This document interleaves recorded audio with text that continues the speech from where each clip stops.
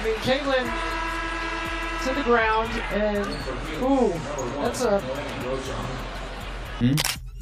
Oh, hell no, I know just who to call. I know just who to call for your ass.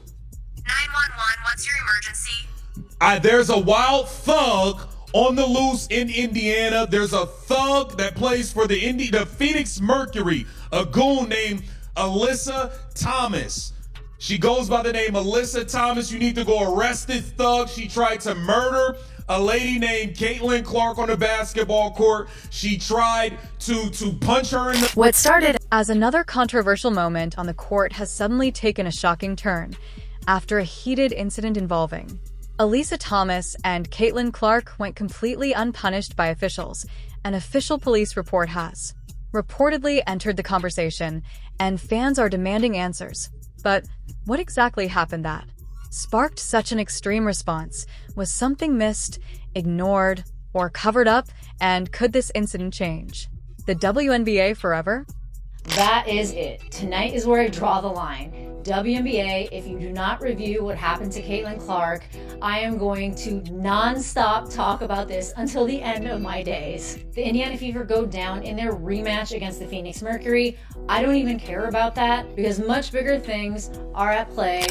It was expected to be a big game. After the melee that ensued a couple of days ago between the two teams, multiple texts were called, ejections. It was just really high tense. You could cut it with a knife. Ergo, I expected this game to be called very tight whistle. Any player hits the floor, watch like a hawk. And in my lives, I do sometimes talk about there are two players in the league that I don't particularly care for, but I never want to say who they are because I want to be able to call their game fairly and acknowledge how good they are on the court, and I never will stop. The Indiana Fever and Phoenix Mercury were supposed to be giving fans a regular season showdown. Instead, they may have accidentally created the latest chapter in what has become one of the most controversial stories in the entire WNBA.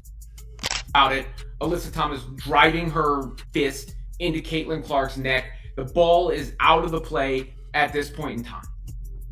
All right, so I don't care who it is. You know, at the minimum, you know, it's a flagrant 2. I think it warrants a suspension, especially because of, you know, when you do factor in the context and the history.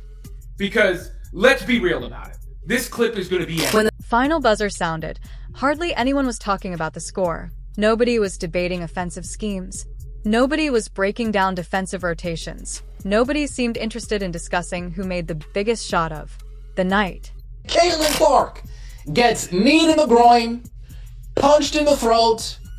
Alyssa Thomas puts all of her body weight on her to stand up after falling to the ground, punching her and kneeing her in the groin. No foul gets called, they play on. Caitlin Clark shoots a 3. A player on the Phoenix Mercury gets into her landing space. Caitlin Clark comes down on her foot, no flagrant called. Caitlin Clark comes up, holding her back.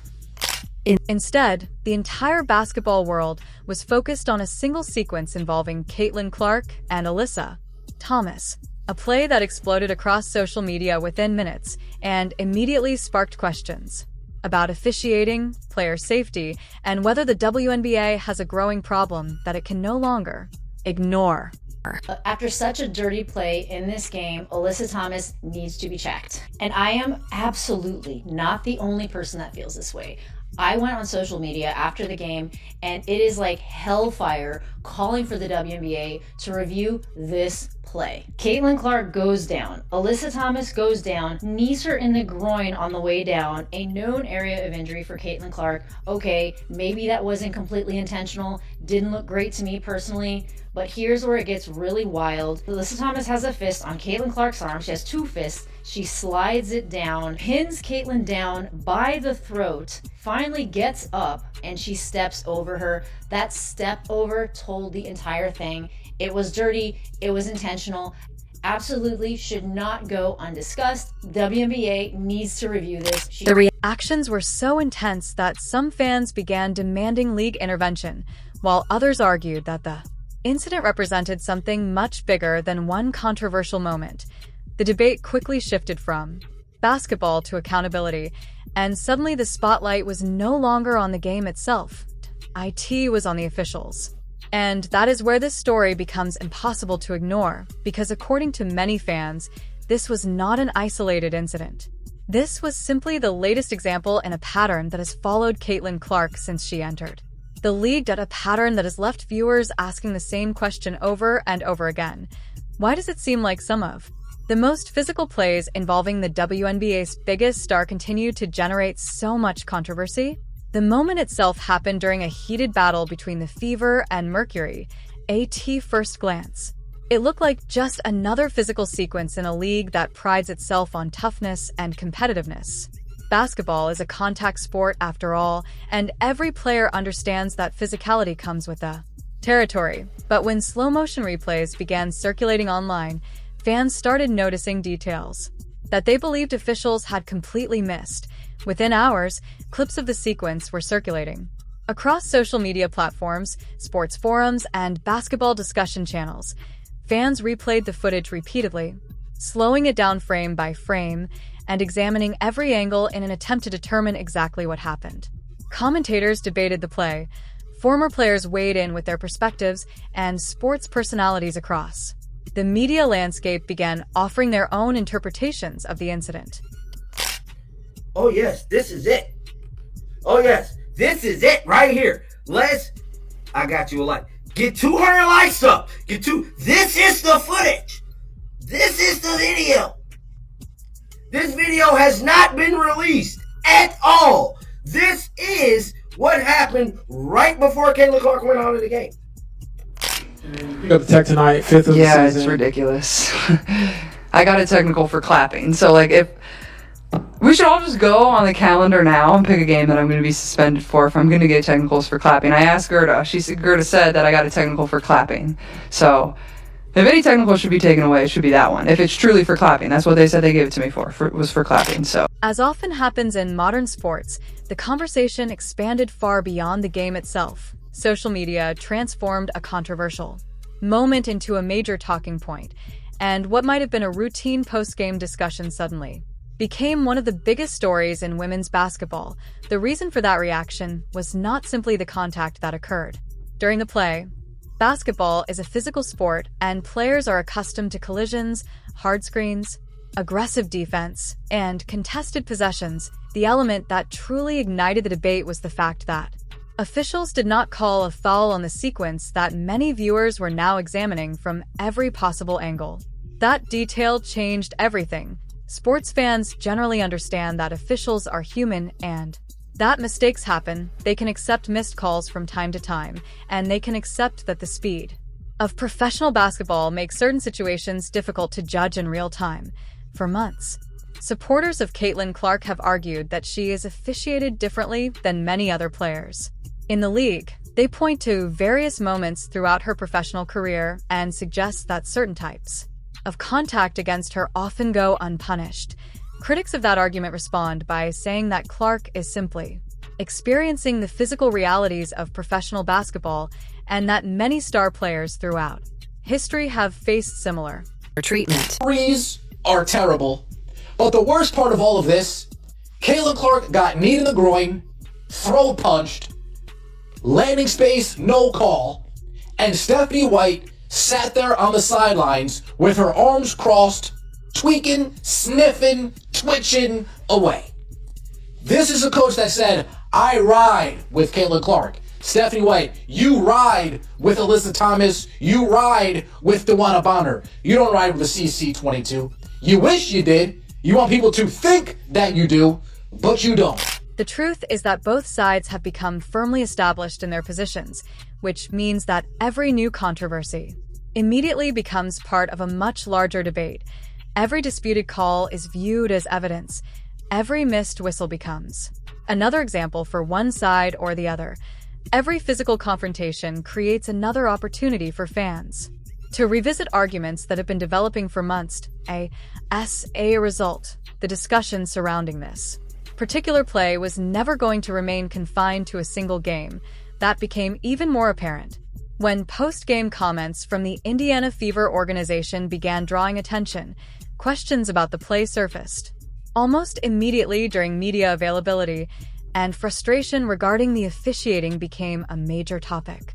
of conversation, according to remarks highlighted from the post-game session when coaches publicly question officiating decisions. Fans often feel that their own frustrations have been validated. What may have started as online debate suddenly takes on greater significance because team personnel are now expressing similar concerns. At that point, the conversation is no longer limited to social media users arguing with one another. Instead, it becomes a league-wide discussion involving players, coaches, analysts, journalists, and fans. She just needs more consistent help. But as for the refs, I want smoke with all the WNBA refs, bro. Like, they need to be hit with a RICO. They need to be investigated. How are they allowed to control the game the way that they do? They calling fouls that aren't fouls. Not calling fouls when they should be calling fouls. Making up fouls. Like, how are they allowed to do this and just control the outcome of the game? They gotta be on FanDuel, like, making money off this shit or something, because it makes no sense. And y'all... The timing of the controversy also makes it especially noteworthy because it arrives during a period of unprecedented attention for the WNBA. There is no denying that Caitlin Clark has become one of the most recognizable athletes in professional sports. Whether someone admires her game, criticizes her style, supports her team, or roots against her entirely, she generates attention at a level that few athletes currently match. Every controversial moment is now captured from multiple angles and shared instantly across the internet. Every officiating decision is reviewed by thousands and sometimes millions of people who have access to slow-motion replays that officials themselves may not have in real time. The internet has an incredible ability to magnify controversy, and once a narrative begins gaining momentum, it can become nearly impossible to stop. That reality places enormous pressure on everyone involved. Players feel that pressure because they know every action can become a headline. Coaches feel that pressure because every post-game comment may be scrutinized and discussed for days. Officials feel that pressure because every decision is examined in extraordinary detail. What up? All right, where do we start? Well, I know where we start. I'm pissed off tonight. A little pissed off starting this one off because this is, what happened tonight in the Fever's loss to the Mercury was egregious. The WNBA needs to do something about it. Alyssa Thomas, the play on Caitlin Clark was dirty. This is now a few things. The play itself in question, just remove anybody involved. Remove the names of those involved. Whether it was Caitlin Clark or anybody else, that's a dirty play. Whether it was Alyssa Thomas or anybody else, that's a dirty play. And the league itself certainly feels that pressure because every controversy has the potential to shape public perception. What makes this situation particularly important is that it raises questions extending far beyond a single regular season game. At its core, the debate revolves around a fundamental challenge facing every professional sports league. How do you preserve the physical intensity that fans love while also ensuring that players remain protected? That is not an easy question to answer. Fans enjoy competitive rivalries because they create emotion and drama. The controversy involving Alyssa Thomas and Caitlin Clark has pushed that challenge directly into the spotlight. Both perspectives continue to attract passionate supporters, which explains why the debate has become so intense. What remains clear, however, is that this conversation is unlikely to disappear anytime soon. As long as controversial moments continue occurring, fans will continue demanding explanations. As long as officiating decisions remain subject to interpretation, debates will continue filling social media feeds and sports television programs. And as long as Caitlin Clark remains one of the most talked about athletes in basketball, every significant incident involving her will attract enormous attention. Wild goon Alyssa Thomas arrested alongside her partner Dewana Bonner. Matter of fact, just arrest the entire Phoenix Mercury damn roster. Emergency. Get there, and this won't be long. The police are on the way. Alyssa Thomas, y'all can't outrun the police. Y'all can't run from the police. The police coming to get your ass. I done called them on you. Talk about this thuggery, a goon attack, hoodlum activity, straight up hoodlum. I've lost my mind activity. Alyssa Thomas flat out targeted Caitlin Clark. The Phoenix Mercury targeted Caitlin Clark throughout this game.